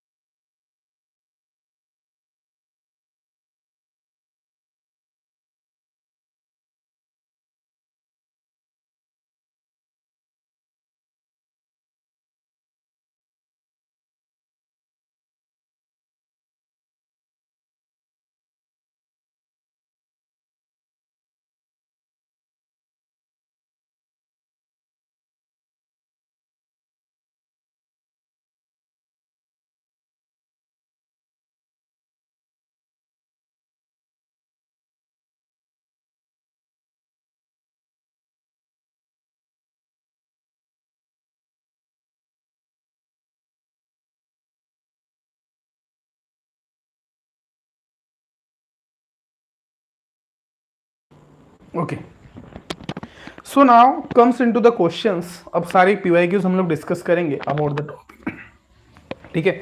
उसके बाद में आपका एक टाइप का क्वेश्चन और बचेगा जो कि एमबी प्लाव का फोर्स एनालिसिस के। तो फोर्स एनालिसिस के क्वेश्चन जो है अभी हम लोग देखेंगे। तो वन बाय वन चीज़ों को कवर करते हुए आगे की ओर बढ़ते जाएंगे, ठीक है। या comes into the first question of field efficiency, that is asking the question calculate the field efficiency. इसमें बोला है a farmer using 4 bottom 41 centimetre MB plough at 65 kilometre per hour की स्पीड से ले जा रहा है। जो भी फार्मर है 6.5 किलोमीटर पर आवर की स्पीड से एमबी प्लाव चला रहा है खेत में 8 hectare in 9.5 hour, calculate the field efficiency. और उस कंडीशन में 8 हेक्टेयर जो लैंड है आपका, ओके, और 9.5 आर तक ये चला रहा है, ठीक है। तो ये सारी चीजें यहाँ पर गिवन है। तो यहाँ पर आपको फील्ड एफिशिएंसी फाइंड करने बोला है। You know about the formula for calculating the field efficiency. दो फॉर्मूला आपको पता है, अगर लॉसेस नहीं दिए तो ये you can use this formula, area दिया हुआ है तो, है ना। तो for that condition we will using this formula CE upon CO. अब हमको यहाँ से सीई अपॉन सीओ को कैलकुलेट करना पड़ेगा। We know about the all values. Bottom spacing दिया है 41 सेंटीमीटर, नंबर ऑफ बॉटम्स दिया है 4, एस दिया है 6.5 किलोमीटर पर आवर, ठीक है। एक्चुअल कवर एरिया कितना, एक्चुअल एरिया कवर किया गया 8 हेक्टेयर। जब 9.5 आवर तक चलाया गया तो उसने कितना एरिया कवर किया, 8 हेक्टेयर इज गिवन। तो एक्चुअल एरिया कवर्ड यहां से आपका 8 हेक्टेयर आ गया। This is given that the TT will be 9.5 और टोटल टाइम आपको दिया है कि 9.5 घंटे तक आपका जो है वो चला है एमबी प्लाऊ जो है, जो भी आपका खेत है वहां पर इतने देर तक जो है आपका ये सारी चीजें जो है चली है। तो फॉर दैट कंडीशन आपको फाइंड करना रहता है बेटा फील्ड एफिशिएंसी। फील्ड एफिशिएंसी का फॉर्मूला था CE upon TO. From here we can directly get CE. CE का मैंने अभी वैल्यू बताया था। सीई क्या होता है, CE is nothing, it is a 1 upon TO, 1 upon TT. Total time का 1 अपॉन टी होता है। 9.5 दिया हुआ है तो यहाँ पर कैलकुलेट करके डायरेक्ट लिख सकते हो 9.5। तो यहाँ से आपने सीई तो डायरेक्टली फाइंड कर लिया, ओके। तो यहाँ पर सीई आपको मिल भी सकता है डायरेक्टली, लेकिन यहाँ पर हम लोग ने स्टेप बाय स्टेप कराया है कि we know about the formula for the calculating of CE. CE क्या होता है, एक्चुअल एरिया कितना कवर किया गया अपॉन टोटल टाइम, कितने टाइम पर किया गया। जब आपको क्वेश्चन में एक्चुअल एरिया गिवन है, ओके, अगर एक्चुअल एरिया मेरे को गिवन नहीं रहता इन द क्वेश्चन और डायरेक्टली मेरे को वैल्यू दे दी रहती तो we can calculate from the 1 upon TT directly, okay. लेकिन यहाँ पर मेरे को एक्चुअल एरिया भी गिवन है, टीटी की वैल्यू भी गिवन है, so will cover how much will be the effective field capacity, कि कितना इफेक्टिवली काम हुआ होगा उस कंडीशन में। तो 8 हेक्टेयर पर लैंड में 9.5 हार की स्पीड से काम हो रहा है, तो 8.8 अपॉन 9.5 हेक्टेयर पर आवर में आपकी वैल्यू आ जाएगी। तो सीई की वैल्यू हम लोग डायरेक्टली इतना ही रखेंगे, 8 अपॉन 9.5 हेक्टेयर पर आवर, जैसे कि वैसी वैल्यू आपको वहां पर सीई की आपने वैल्यू निकाला। Comes into the formula for calculating the value of CO. आपको जरूरत है किसकी सर, सीओ की जरूरत है सर, क्योंकि सीई तो निकल गया हमारा फ्रॉम द क्वेश्चन। तो सीओ निकालेंगे। सीओ क्या होता है ना, ऑपरेटिंग वेलोसिटी या फील्ड जो कैपेसिटी होती है उसके अकॉर्डिंग। तो एस इंटू डब्ल्यू अपॉन 10 मैंने फॉर्मूला में बताया हुआ था, ओके। जिनने भी फॉर्मूला नोट किया होगा तो उनको यहाँ सारी चीजें मैंने क्लियर करवा दिया है फ्रॉम द फॉर्मूलास। तो सीओ कैसे कैलकुलेट होगा, एस इंटू डब्ल्यू अपॉन 10। अब डब्ल्यू क्या होता है सर, तो डब्ल्यू क्या होता है, बी इंटू एन। जब आपको एन नंबर ऑफ चीजें गिवन है और ये बी कितना दिया है ये गिवन है, तो you can calculate the width, total width. तो डब्ल्यू विल बी 0.41, ठीक है, सेंटीमीटर में मीटर में कन्वर्ट करके अपॉन कितने हैं भाई, 4 उसमें लगे हुए हैं, 4 बॉटम का है। तो मल्टीप्लाई करेंगे तो डब्ल्यू की वैल्यू 1.64 मीटर आ जाएगी। Well put here. और स्पीड की वैल्यू तो आपको गिवन नहीं है, कितने तेजी से ये चल रहा है। तो स्पीड आपका 6.5 किलोमीटर पर आवर की स्पीड से चल रहा है। Put all the values in the question और you will get the answer, that is CO will be 1.00 hectare per hour. तो अभी आपका सीओ निकला है। यहाँ पर आपका सीओ और सीई की जरूरत थी मेरे को क्वेश्चन में, okay. In the question CO and CV given, ये जो आपको चीजें बोली थी सीई और सीओ की वैल्यू आपको क्वेश्चन के लिए जरूरत थी, तो आपने यहाँ से इस तरीके से कैलकुलेट कर लिया from the comes into the formula of calculating the field efficiency will be CE upon CO into 100। CE की वैल्यू पुट कर दो भाई साहब, CO की वैल्यू पुट कर दो, you will get a value of effective field efficiency will be 79% after calculation, ठीक है। After calculation comes into the answer will be 79%। तो इस तरीके से आपका क्वेश्चन बनता है। अब वो सारे फॉर्मूले हम लोग डिस्कस नहीं करते। अगर हम लोग ये सारे फॉर्मूले डिस्कस नहीं करते तो कैसे आया ये क्वेश्चन, कई जो नए स्टूडेंट होंगे उसको होंगे, बाकी तो साल भर से पढ़ ही रहे हो आप लोग। I know about the all things, कि जितने बच्चे पढ़ रहे हैं सब पढ़ने वाले बच्चे ही आए हैं यहाँ पर लाइव में, ठीक है, तो आप लोगों ने पढ़ा होगा तो रिवाइज ही हो रहा है, फिर आप लोगों के लिए रिवीजन है केवल। जो नए बच्चे होते हैं उनके लिए फिर हमको थोड़ा सा बताना पड़ता है कि भाई ऐसा ऐसा आता है, लेकिन अब उतना बड़ा लेक्चर भी नहीं है हमारा, ठीक है, 1 से 1.5 घंटे के लेक्चर में 3-4 टॉपिक कवर कर रहे हैं, तो ये बहुत बड़ी बात हो जाती है। ठीक है, ये क्वेश्चन 2-3 बने हुए हैं, बाकी मैं पीवाईक्यूज करवाता हूँ, ये क्वेश्चन आप लोग पीडीएफ से कवर कर लेना, ठीक है, क्योंकि मोस्ट ऑफ द कंडीशंस हम लोग पीवाईक्यूज में ध्यान देंगे। ये सारे क्वेश्चन आप लोग कर लेना, पीवाई वहाँ डला हुआ है इन द स्लाइड पीडीएफ। तो ये बहुत इजी क्वेश्चन है, केवल उसमें फील्ड एफिशिएंसी पूछा है। कम्स इनटू द पीवाईक्यूज, जो आप इससे पूछे गए हैं, क्योंकि PYQs are the most important part of the condition. PDF में अभी तुरंत ऐड करवा देता हूं, है ना, थोड़ी देर में, तो आप लोग वहां सॉल्व कर लेना। A tractor operated 12 into 60 centimeter boom sprayer had an overlap of 30 centimeter between the successive passes during field operation at an average speed of 4.2 km per hour. Width दिया है 12 into 60 सेंटीमीटर का boom sprayer है। अभी हम लोग sprayer के बारे में जब पढ़ेंगे तो वहां we will cover the boom sprayer also. Okay, we will cover the boom sprayer also. देखिए इस तरीके की जो स्लाइड होती है इसी में ब्लर होता है ना, जो इस तरीके की स्लाइड होती है मोस्ट ऑफ द केसेस देखना कि ब्लर जो होने वाला प्रॉब्लम है वो इसी टाइप में की स्लाइड्स में होता है, पता नहीं क्यों।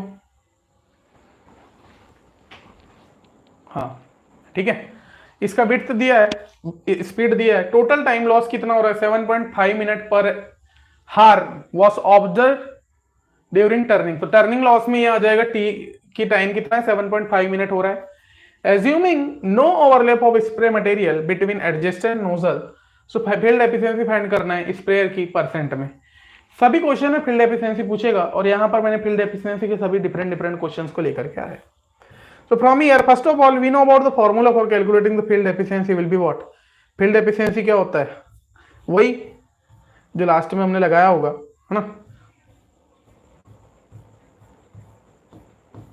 कहाँ गया भाई साहब? हाँ, CE अपॉन CO इंटू 100 ये फॉर्मूला होता है फॉर कैलकुलेटिंग। अब स्टेप बाय स्टेप हम लोग आगे बढ़ते हैं। देखिए n गिवन है बेटा 12, b की वैल्यू दी है 60 सेंटीमीटर, w इज गिवन, तो w यहां से कैलकुलेट कर लेंगे कि टोटल विड्थ कितना होगा जो भी आप इंप्लीमेंट यूज कर रहे हो उसका। So we can calculate by the formula that is n into B. What? n into B.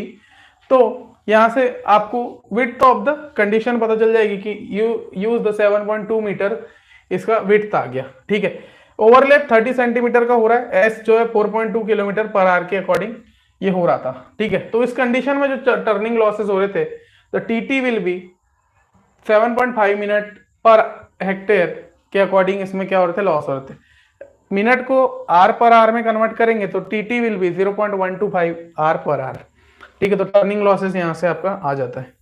Now cover the actual utilised width, okay, कि how much width you have utilised in the condition. तो actual utilised width निकालने का जो formula होता है that is rated width minus overlap, okay. तो जिसमें ये रेटेड विड्थ आपकी यहां से आ गई कि इतनी आपकी क्या है, रेटेड विड्थ गिवन है 7.2, ठीक है। तो इससे मैं माइनस कर दूंगा 0.3 को, so you will get 6.9 metre, okay. तो एक्चुअल यूटिलाइज्ड विड्थ कितनी होती है कि टर्निंग के समय, देखिए क्या होता है एक्चुअल यूटिलाइज्ड विड्थ का मतलब ये होता है कि टर्निंग के समय भी क्या होता है कि कुछ भाई अब पूरे तो काम नहीं करेंगे। टर्निंग के समय अगर हम टर्न ले रहे हैं, ट्रैक्टर को टर्न कर रहे हैं, तो पूरे स्प्रेयर तो काम नहीं करेंगे, तो कुछ स्प्रेयर छुप जाते हैं उस कंडीशन में। तो ओवरलैप भी कि भाई जिस जगह पर पहले हो गया है फिर उसी जगह पर दोबारा होते हुए जाता है, तो वो ओवरलैप की कंडीशन हो जाती है। तो रेटेड विड्थ में से ओवरलैप को माइनस कर देंगे तो हम लोग लिखेंगे कि एक्चुअल कितना यूटिलाइज हुआ था विड्थ। तो 6.9 मीटर वहां से एक्चुअल यूटिलाइज विड्थ की वैल्यू आ गई थी, ठीक है।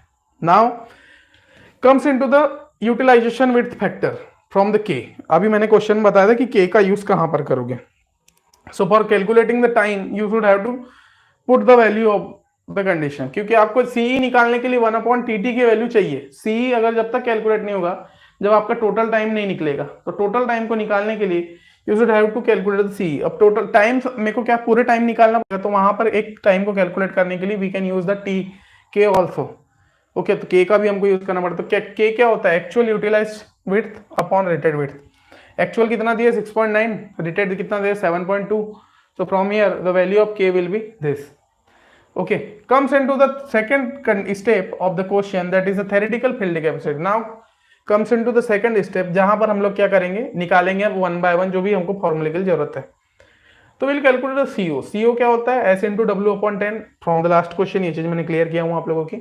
स्पीड कितनी भाई साहब, 4.2 किलोमीटर पर आवर की स्पीड से जा रहा है, 7.2 इसकी मीटर इसकी रेटेड विड्थ आ गई अपॉन 100 अपॉन 10। ओके, तो from here we put all the values and we will get a 3.024 hectare. सो हम लोग यहाँ से थेरेटिकल फील्ड कैपेसिटी का वैल्यू ले सकते हैं, सीओ विल बी 3.024 हेक्टेयर के फॉर्म से। CO will be what, 3.024 hectare आपका यहाँ से सीओ का वैल्यू निकला। सो अब हमको भाई टाइम चाहिए। अब हमको, क्योंकि मैं जब तक टाइम कैलकुलेट नहीं करूंगा, टोटल टाइम कैलकुलेट नहीं करूंगा, तो मैं कैलकुलेट ही नहीं कर पाऊंगा सीई की वैल्यू। सीई की वैल्यू के लिए मेरे को टाइम चाहिए। मैंने सीओ फाइंड कर लिया हूं, लेकिन फॉर्मूले में पुट करने के लिए मेरे को सीई की वैल्यू भी फाइंड करना पड़ेगा। ये सारा दिमाग आपका लगना चाहिए। तो यहां से क्या होता है, TO is equals to 1/CO होता है। ठीक है, सीओ होता है 1/0324। ठीक है, सीओ की वैल्यू मैंने यहां से निकाला है 3.024, और यहां से will get a value of TO. TO will be 125/378 hour per hectare. अब टीओ की वैल्यू मेरे को मिल गई। अब मैं निकाल सकता हूं, है ना, कि एक अपॉन में आता था टीओ इंटू 100/K फॉर्मूले में, तो के की वैल्यू भी पता चल गई मेरे को, टीओ की वैल्यू पता चल गई। तो अब मैं यहां से कैलकुलेट कर सकता हूं effective operating time. Okay, effective operating time यहां से मैं कैलकुलेट कर सकता हूं। अगर मेरे को ये परसेंटेज में चाहिए तो मैं मल्टीप्लाई करता हूं 100 का। मेरे को परसेंटेज में चाहिए ही नहीं भाई साहब, मेरे को आर पर हेक्टेयर में चाहिए। तो मेरे को फिर टीई में क्या निकालूंगा, टीओ अपॉन के फ्रॉम द फॉर्मूला। आप लोग रिपीट करिएगा जो फॉर्मूला जिन भी स्टूडेंट ने बनाया होगा तो वो रिपीट कर लेना वहां से। ठीक है, so from there put the values of TO will be 125/378। T की वैल्यू, जो के की value 6.9/7.2, so T will be 0.3450 hour per hectare. आपने जो है टी की वैल्यू, इफेक्टिव टाइम कितना है, तो 0.3450 हार पर हेक्टेयर के फॉर्म में आपका ये क्या है, इफेक्टिव टाइम यहां से कैलकुलेट हो जाता है। तो टोटल टाइम क्या होता है, effective time plus how much losses is given. तो टोटल टाइम क्या होगा 0.3450, और लॉसेस के अकॉर्डिंग 0.125 आपका टर्निंग लॉसेस हो रहे थे, तो इतना आपका लॉसेस आ गया था। तो टोटल टाइम कितना आ गया 0.47 हेक्टेयर पर आवर। ओके, सही, आर पर हेक्टेयर आया आपका total time. So now from here effective field capacity निकालो। सीई क्या होता है, 1/TT होता है। देखिए इस कंडीशन के लिए मेरे को पूरी पंचायत राम पढ़ना पड़ा है, रामायण मेरे को पूरी उससे करना पड़ा, तो उसके अकॉर्डिंग मैं सीई निकालूंगा तो 1/TT आ गया। इफेक्टिव फील्ड कैपेसिटी की वैल्यू आपको यहाँ से पुट करते हुए you can get a value of the 125/378, 0.47 यहाँ पर वैल्यू थी किसकी, सीओ की। मल्टीप्लाइड कर दोगे 100 से तो 70.35%, और इफेक्टिव फील्ड कैपेसिटी की जो वैल्यू आएगी 70.35% will be the answer for the question. थोड़ा सा तेज हो रहा है आज का सेशन, आई नो, है ना, सारी चीजें मैं जानता हूँ, लेकिन क्या है, मोस्ट ऑफ द स्टूडेंट आप लोग सॉल्व करेंगे पीडीएफ को तो बहुत ज्यादा मजा आएगा। जो भी स्टूडेंट लाइव है वो अगर ये पूरा सेशन अटेंड करता है और आफ्टर द लाइव पीडीएफ आपकी 10 मिनट के अंदर जब ऐड हो जा रही है, तो उसके बाद जब अभी आप इस क्वेश्चंस को सॉल्व करोगे तो इन सेकेंड्स आपको जो है सेकेंड्स लगेंगे क्वेश्चन को सॉल्व करने के लिए, क्योंकि ये क्वेश्चंस हैं भाई साहब कि इसको 1-2 बार आपको रिपीट करना पड़ेगा, है ना। मैंने उस दिन वो भी चीजें करवाया था, वहां से भी आपको चीजों को बनाते बनना चाहिए। लेकिन यहाँ पर पहले क्वेश्चन समझ लो। जो मोस्ट ऑफ द स्टूडेंट जो है उनको लग रहा है कि पीडीएफ से तो हो जाएगा, तो पहले थोड़ा बहुत समझ लो जितना हम समझा रहे हैं, उसके बाद आप लोग देख लेना। A self propelled power reaper with a 1.2 meter wide cutter bar was operated at a forward speed of 4 km/h. Turning loss there during operation was observed to be 25 minutes per hectare. Neglecting any other losses, the field efficiency of the reaper. Reaper और mover पढ़ते हैं, ठीक है, reaper mover भी आपका topic है। तो वहां से इसमें कंडीशन दी गई कि इस तरीके का रीपर आपका गिवन है इन द क्वेश्चन, ठीक है, जिसमें आपको स्पीड दी है 4 km/h, 1.2 मीटर इसकी डब्ल्यू की वैल्यू गिवन है, ठीक है। ऑपरेशन का जो टाइम हमने 25 मिनट पर हेक्टेयर के अकॉर्डिंग लिया हुआ है। दूसरे जो भी लॉसेस है उनको नेगलेक्ट करेंगे, मतलब उसका जीरो क्या आ जाएगा आपका, जीरो, मतलब उसका वैल्यू कितना आ जाएगा आपका, जीरो आ जाएगा। तो फॉर दैट कंडीशन हम लोगों को फील्ड एफिशिएंसी फाइंड करना है। तो फॉर कमिंग द कंडीशन आपको जो जो चीज गिवन है, first of all put all the values. W की वैल्यू 1.2 मीटर गिवन है, एस का वैल्यू दिया 4 km/h के फॉर्म में, TH is given that is 25 minute per hectare. तो यहाँ से will calculate in are per hectare. सो जब आप आर पर हेक्टेयर में कन्वर्ट करोगे तो 5/10 are per hectare you will get a value from here. Okay, value from here. There is no students are coming in the live, so मैं live अभी of कर दूंगा थोड़ी देर में, ठीक है। क्योंकि ये आप लोगों के लिए रिवीजन करवाया जा रहा है, मेरे लिए रिवीजन नहीं है, ऑल द स्टूडेंट जो भी ज्वाइन होते हैं, ठीक है। So from year CO will be S into W upon 10, तो 4 इंटू 1.2 अपॉन 10 के हेल्प से we can calculate CO 0.4 hectare per hour आपकी जो है यहाँ से CO का वैल्यू निकल जाए। तो फील्ड कैपेसिटी जो है आपकी, जो थेरेटिकल फील्ड कैपेसिटी आपने कैलकुलेट किया, that is 0.48 hectare per our.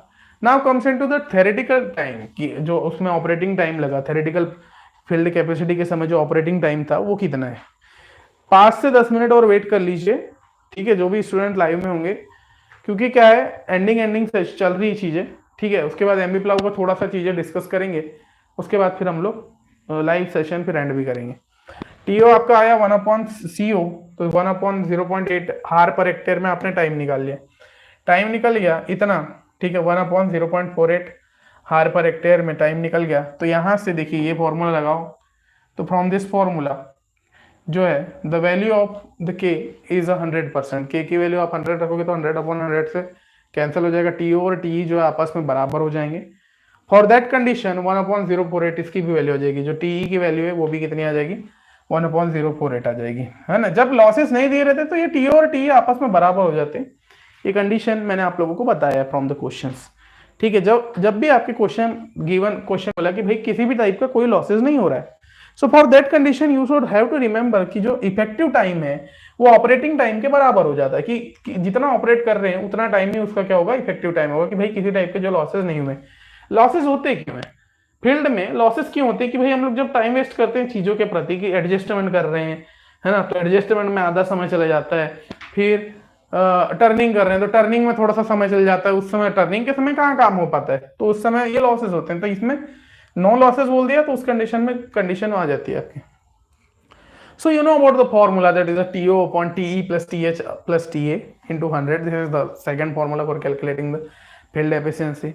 TO की वैल्यू दी है 1/0.48, TE is equals to TO, तो 1/0.48 इज ऑलवेज हियर। TH की वैल्यू आपने निकाला 5/12 के फॉर्म में प्लस 0, ठीक है, तो 83.33% will be the right answer for this question. तो ये this is the most important question also, है ना, क्वेश्चन इंपॉर्टेंट है, बाकी क्वेश्चन पूछेगा, फील्ड एफिशिएंसी एक क्वेश्चन पढ़ता है एग्जाम में कभी भी। फिर ये देखिए कल्टीवेटर की बात किया गया है, सारी चीजें यहाँ पर गिवन है, आपको बोला है कि फील्ड एफिशिएंसी निकालो कल्टीवेटर की परसेंट में, ठीक है। तो जो भी चीजें गिवन है क्वेश्चन को अभी बाद में पढ़ेंगे, बहुत सारी चीजें उसमें। W दिए 1.2 मीटर, K दिया 95%, S दिया 2 kilometre per our, TH plus TA given है 50 मिनट पर हेक्टेयर की फॉर्म से 5.6 हेक्टेयर पर आवर की कंडीशन में। फील्ड एफिशिएंसी फाइंड करना है, ऑलमोस्ट आपको फील्ड एफिशिएंसी फाइंड करना है, ये सारी चीजें बस क्वेश्चन में गिवन है, ठीक है। So first of all CO find करो, फिर CE फाइंड करेंगे। CO क्या होता है, S इंटू W/10, तो यहाँ से आपका CO मिल गया 0.24 हेक्टेयर पर आवर की फॉर्म से। You will calculate the field operating, जो टाइम होता है उसके अकॉर्डिंग कैपेसिटी निकाल लिया। जो टाइम होता है TO जो होता है 1/CO के बराबर में, तो TO विल बी 1/0.24 के फॉर्म से will get a value of TO, ठीक है।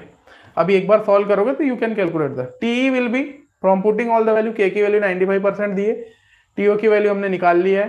After putting all the values in the equation you will get a 4.3859 hectare per our, ठीक है, TE की वैल्यू निकाल लिया। फील्ड एफिशिएंसी का फॉर्मूला हम लोग जानते हैं कि भाई साहब ये चीजें होती है, ठीक है, ये TE plus TH plus TA into 100 होता है। तो from putting all the values will get 79.83% of the question. तो इस तरीके से जो है फील्ड एफिशिएंसी के क्वेश्चन सॉल्व होते हैं। बाकी ये फिर कुछ क्वेश्चन है ना, क्वेश्चन नंबर 4 दिया हुआ है, क्वेश्चन नंबर 4 भी मैंने पूरा सॉल्व करवा के रखा है PDF में, क्योंकि जरूरत नहीं है कि मैं आपको पूरे क्वेश्चन आज के सेशन के सॉल्व करूँ, है ना, क्योंकि भाई इजी है ना। कभी कभी क्या होता है जब डिफरेंट टाइप के क्वेश्चंस दिए रहते हैं फ्रॉम द एग्जाम, है ना, कि भाई आपके PDF में अगर जो है डिफरेंट टाइप के क्वेश्चंस आ रहे हैं, जो शॉर्ट नोट्स आपकी बन रही, तो उस कंडीशन में we discuss all the PYQs। लेकिन भाई ये तो पूरा सेम है, आपको हर समय बोलेगा कि फील्ड एफिशिएंसी निकालो, तो फिर पूरे क्वेश्चन उससे सॉल्व करा कोई मतलब ही नहीं, तो PDF सॉल्व कर लो। इसकी सबसे बेस्ट तरीका है कि इसकी PDF एक बार सॉल्व कर लेना after the live, so will get all solutions of the field efficiency, किस तरीके से फाइंड होता है, ठीक है। सो आपका फील्ड एफिशिएंसी का टॉपिक भी यहाँ से कवर होता है केवल एक फॉर्मूले से, और कैसे निकालना है चीजों को अगर वो आपको पता है, सो you can solve the all problems of the field efficiency. PDF जो भी स्टूडेंट देखोगे तो अभी समझ में आ जाएगी चीजें, ठीक है। सो ये कंप्लीट कवरेज था MB प्लाव और इसका। MB प्लाव में फोर्स एनालिसिस बच गया है, MB प्लाव में फोर्स एनालिसिस आपका बच गया। ठीक है। फोर्स एनालिसिस के मैं कुछ फॉर्मूले डिस्कस करता हूं। बाकी जो फोर्स एनालिसिस है, एक्चुअली जो फोर्स एनालिसिस है, आप लोगों को मैं बोल रहा हूं कि आप लोग जो है एप्लीकेशन से ही कवर करना, जहां पर मैंने पढ़ाया हुआ है डीप में, ठीक है। क्योंकि वहां मैंने बहुत डीप में, जो एक लेक्चर आपका 30-40 मिनट का रहेगा, बाकी वहां जब क्लियर हो जाएगी ना तो क्वेश्चन आपके इजीली बन जाएंगे। इसलिए मैंने आज जो है फोर्स एनालिसिस क्वेश्चन डिस्कस नहीं करवाया है, ठीक है। फोर्स एनालिसिस के, क्योंकि भाई अगर यहाँ पर मैं बताता हूँ तो भी आपको फिर क्वेश्चन पे डिपेंड होना पड़ेगा चीज़ों, ठीक है।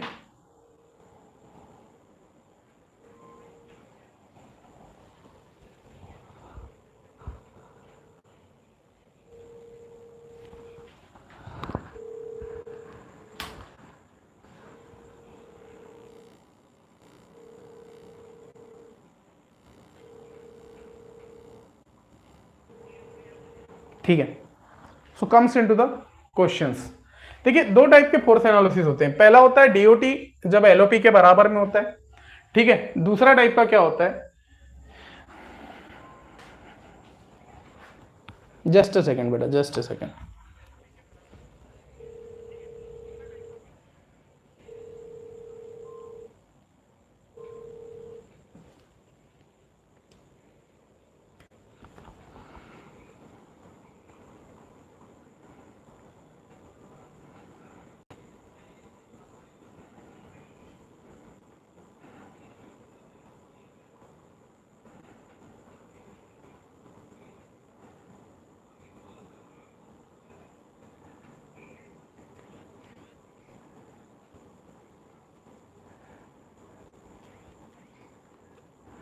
Okay, so comes into the next part. Okay, देखिए फोर्स एनालिसिस एमबी प्लाव में दो टाइप के होते हैं, है ना। मैंने बताया था कि एक तो पुल वाले क्वेश्चंस होते हैं, है ना, जो चेंज इन पुल से पूछे जाते हैं। दूसरे क्वेश्चंस जो होते हैं आपके, वो पूछे जाते हैं कि आपके इस तरीके से, कि जो रिएक्शन फोर्सेज होते हैं उससे। अब इसके लिए जो है बहुत डीप में जाना पड़ेगा, इसके लिए जो है हम लोगों को बहुत डीप में जाना पड़ता है। और मोस्ट ऑफ द कंडीशन 3 से 4 साल में एक बार इसके क्वेश्चन आते हैं एमबी प्लाव के फोर्स एनालिसिस से। कंपलसरी नहीं है कि कब आए, अगर अच्छा टफ पेपर, अगर खड़गपुर जैसे एग्जाम ले रहा है, कंडक्ट करवा रहा है, तो उस समय क्वेश्चन देता है। क्योंकि जहां पर फार्म मशीनरी का डिपार्टमेंट अच्छा खतरनाक लेवल पे होता है, वहां पर फिर ये सारे क्वेश्चन डिस्कस होते हैं। बाकी इंपॉर्टेंट चीजें आपको याद रखना है, ऐसा नहीं है कि भाई ये छोड़ ही देंगे चीजों को। तो देखिए यहाँ हम लोग 1 बाय 1 चलते हैं। देखिए फोर्सेज ऑन एमबी प्लाव में डीओटी और एलओपी जब क्या हो, आपस में सेम हो, उस कंडीशन के लिए बात करते हैं। तो केस 1 की जब बात करते हैं तो डीओटी और एलओपी क्या है, सेम होंगे उस कंडीशन में, ठीक है। तो यहाँ पर ये डिफरेंट टाइप का फोर्सेस है, ये आपको एप्लीकेशन में ही देखना है। यहाँ पर मैं जब भी खुद से कर रहा था, इस वजह से थोड़े मैसअप हो गई चीजें। यहाँ पर ये क्या है, PX is a line of pull है, this is the RH, okay. ये रिएक्शन फोर्स है, ठीक है। हॉरिजॉन्टली कंडीशन में रिएक्शन फोर्सेज है, और इसके अपोजिट में जो है क्यूएच फोर्स लगता है। RH is a soil reaction force, okay. और जो क्यूएच है पेरोसोटिक, जो ड्यू टू फ्रिक्शन के द्वारा डेवलप होता है, उसके द्वारा हम लोग जो फोर्स होता है उसको हम लोग क्यूएच बोलते हैं। जो रिएक्शन फोर्स होता है, सॉइल फोर्स रिएक्शन होता है, जो कि साइड ड्राफ्ट के द्वारा होता है। तो इस तरीके से ये बना होता है, इसमें कोफिशिएंट ऑफ फ्रिक्शन होता है, सारी चीजें आपको यहाँ से पता होगी। तो यहाँ पर आपको डायरेक्टली याद रखना है कि theta will be the angle between soil reaction, जो चीजें आपको यहाँ से याद रखना है, क्योंकि इसका फोर्स एनालिसिस के लिए आप डिपेंड हो जाएगी लेक्चर पे जो मैंने करवाया है, ओके। जो भी स्टूडेंट सोच रहे हैं कि यहाँ पर हो जाए तो भाई फिर वो 1 घंटे का काम है, तो उतना अभी हम रिविजन में सेशन में नहीं करवाएंगे, ठीक है। उसको आप कवर करिए फ्रॉम द एप्लीकेशन। इसमें पूछता है कि भाई आपका पीएक्स की वैल्यू बताइए, find the value of the PX, कि how much amount of the PX. Directly question बोलेगा कि रिएक्शन फोर्सेस के अकॉर्डिंग पीएच निकाल। तो पीएक्स क्या होता है, जब एलओपी और डीओटी, लाइन ऑफ पुल और डायरेक्शन ऑफ ट्रेवल दोनों सेम होते हैं, for that condition PX will be under root of Q H square plus R H square, है ना। ये parasitic force due to friction कितना है, ओके, और रिएक्शन फोर्स कितना है, soil reaction force due to draft, वो दोनों को हम लोग प्लस करके इसका रिजल्टेंट ले लेते हैं। और for that condition PX will be minus Q plus R के बराबर होता है। तो this is the A, this is the equation number A. PX की वैल्यू क्यू और आर के ऊपर ये इस तरीके से आ जाती है, ओके। तो साइन जो है साइन 90 माइनस थीटा, यहाँ से एक फॉर्मूला और याद रखना। फर्स्ट फॉर्मूला ये नोट कर लो, दूसरा ये नोट कर लो, sine 90 minus theta is equal to R H upon P H होता है, ठीक है। ये pull in horizontal, R H जो है रिएक्शन फोर्स होता है ड्यू टू ड्राफ्ट, ओके। तो इस कंडीशन से जो रिजल्टेंट आपको याद रखना है, R will be this, okay. So यहाँ पर ये वैसे भी अभी आपको उतना इंटरेस्टिंग नहीं लग रहा होगा फोर्स एनालिसिस, तो आप लोग वहीं पर जाके पढ़िए, ठीक है। यहाँ पर मेरे को भी मन नहीं कर रहा है कि भाई मैं यहाँ पर फोर्स एनालिसिस के कुछ चीजें कराऊं, क्योंकि ये जो है डीप कवरेज है वहां पर, कहाँ पर, in application. You will see the deep coverage of the topic, ठीक है। बाकी फील्ड एफिशिएंसी यूनिट ड्राफ्ट मैंने आज का जो मेन कवर करवाया था, और मैं जानबूझ के इसके फोर्थ एनालिसिस के क्वेश्चन आप लोगों को नहीं करवा रहा हूँ, क्योंकि अभी आप फंस जाओगे, अभी आप थोड़े से इस चीज़ों में फंस जाओगे, और आपको अगर 2-3 चीज़ें भी कठिन लगी फिर आगे की चीज़ों के लिए आप डिमोटिव हो जाते हो, ठीक है। बाकी हम लोग कवर करवा दिए, हमने कोई एप्लीकेशन में जब कवर कराए तो वहां पर मैंने जो इसके क्वेश्चंस भी डिस्कस करा हुआ है, ठीक है। We also covered the questions of the force analysis of the एमबीप्लव, जो कि मैं वहां पर डिस्कस करूंगा। ये पीडीएफ ऐड कर देता हूँ, ठीक है। पीडीएफ में जो जो फॉर्मूले दिए हैं नोटेड करके मैंने लिखवा दिया है। पीडीएफ से आप जो है पूरे शॉर्ट नोट्स तैयार करेंगे अभी आधे घंटे के अंदर में, जो 10 मिनट में मैं पीडीएफ ऐड कर दे रहा हूँ। बाकी जो है आप लोग जो है चीजों को करते हुए जाइए। अभी जितनी भी चीजें आप आज की जो पीडीएफ से जिससे भी आप करोगे तो you will cover everything, it will my guarantee कि सारे कंसेप्ट आपके आज के पीडीएफ से क्लियर हो जाएंगे, ठीक है। पूरे क्वेश्चंस भी बन जाएंगे आपके जितने हमने छोड़े हैं। बाकी जो भी सारी चीजें हुई है वो सारी चीजें आपके आज के लेक्चर से क्लियर हो जाएगी, ठीक है। कल के लेक्चर में हो सकता है हम डिस्क प्लाउ और डिस्क हैरो के क्वेश्चन डिस्कस करेंगे, ठीक है। कल मॉर्निंग में सेशन रहेगा आप लोगों का, हो सकता है मॉर्निंग में हो, और अगर नहीं भी हुआ तो फिर मैं इवनिंग में आपको जो है कल का मैं बता दूंगा, क्योंकि मेरा एग्जाम है तो उस वजह से फिर मैं कभी कभी ड्यू टू द एग्जामिनेशन 1-2 दिन का डिले भी हुआ हमारा अभी। बाकी कल के लिए मैं नोटिफाई कर दूंगा इन द ग्रुप, जो भी स्टूडेंट ग्रुप में होंगे उनको, ठीक है। तो वो हम लोग वहां देखेंगे नोटिफिकेशन, जब भी आपको ग्रुप में आ जाएगी तो वहां पर we will cover all the things. बाकी इस तरीके की चीजें होती ही है जो कि मैंने बताया एमबी प्लाउ की। तो एमबी प्लाउ के ऊपर आपको ड्राफ्ट और साइड ड्राफ्ट के क्वेश्चन कर लो, फील्ड एफिशिएंसी के क्वेश्चन तो बन ही जाएंगे। 2 टाइप के क्वेश्चन होंगे, फोर्स वाले जो है फोर्स वाले क्वेश्चन आप लोग कवर करेंगे फ्रॉम द लेक्चर्स। ये फाइनल मेरा आंसर है आप लोगों को, ठीक है। So thank you, will meet on the next lecture with the new concepts. जो भी हैं चीजें नेक्स्ट लेक्चर में हम लोग डिस्कस करेंगे डिस्क प्लाउ और डिस्क हैरो के इसमें। तो मैं पीडीएफ ऐड कर रहा हूँ, आप लोगों का काम है कि आप लोग जो है पीडीएफ को सॉल्व करें। Thank you, will meet on the next lecture, okay.